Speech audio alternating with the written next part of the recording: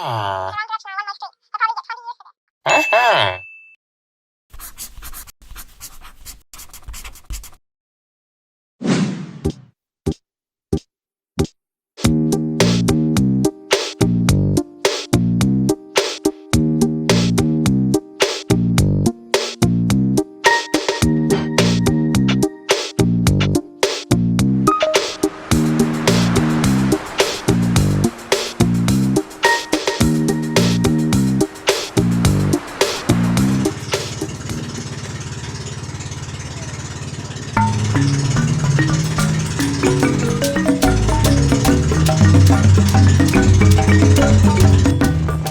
Ito nga pa rin isa sa mga pinaka-favorite kong part na natungayan dito sa Bohol, ang dolphin watching.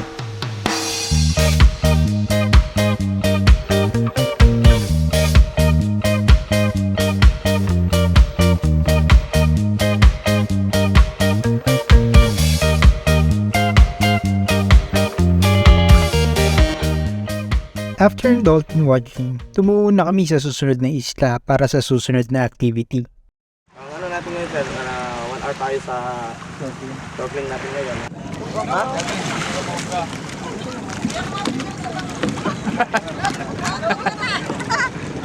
Long na to.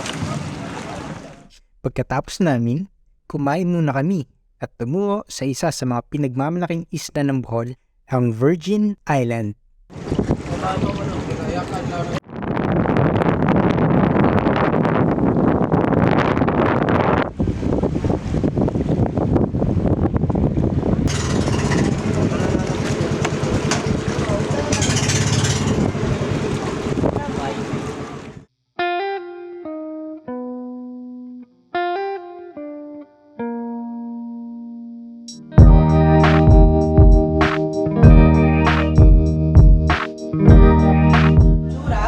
But these are real shells. Dito po nakuha mismo sa Bohol at nahukay na sa lupa. Yes. And then ito bukid po. First submarine na Nautilus 1.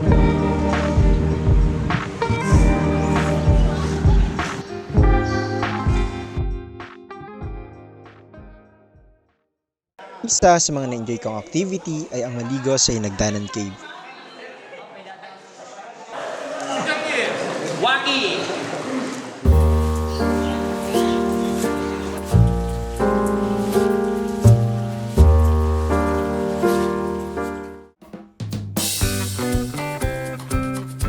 Sa unang pagkakataon, natikman ko ang isa sa mga dinadayang dessert dito sa Bohol, ang charcoal ice cream. Lasang uling. Joke lang. Sarap. Ganda na kayo, Jen. Ganda na kayo, Jen.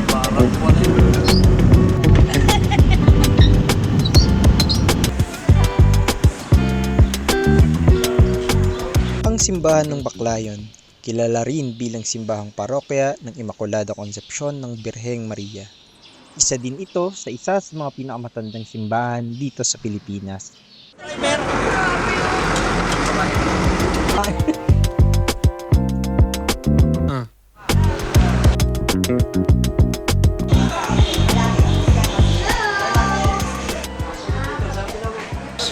Ang bilis eh.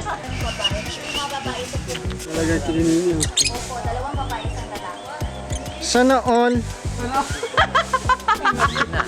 Wala na, yung storbo niya. Burmese python po namin dati. So, namatay po siya dahil sa 13 feet.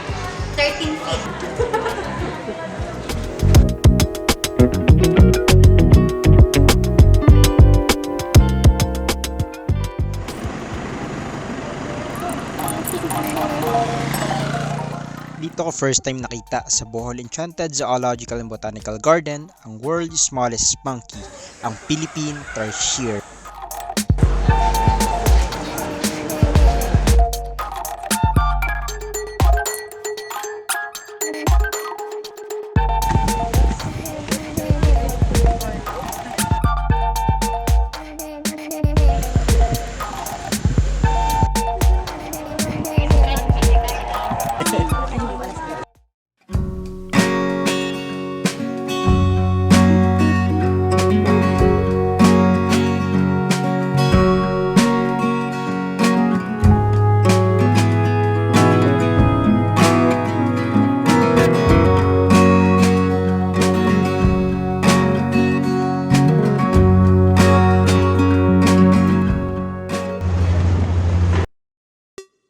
Umaga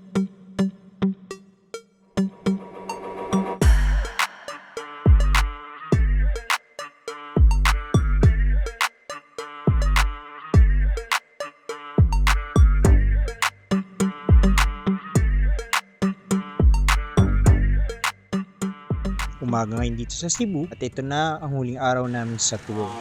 Pang next na 11th generation po. Kasi yung 4 anak nila, yung mga friend nandun.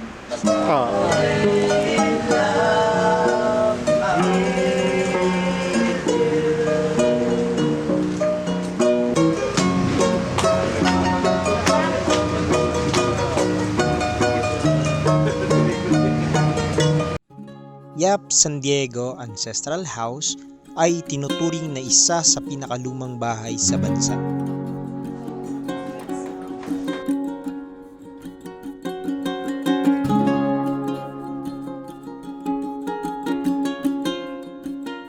Ang lalawigan ng Cebu o ang Twin City of the South ay ang pinakamatandang lungsod sa Pilipinas. Kaya naman napakayaman nito sa kasaysayan at kultura.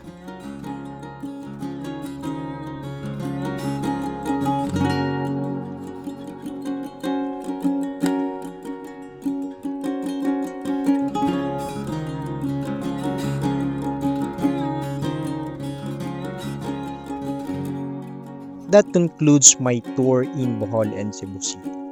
Tiyak na babalik ako.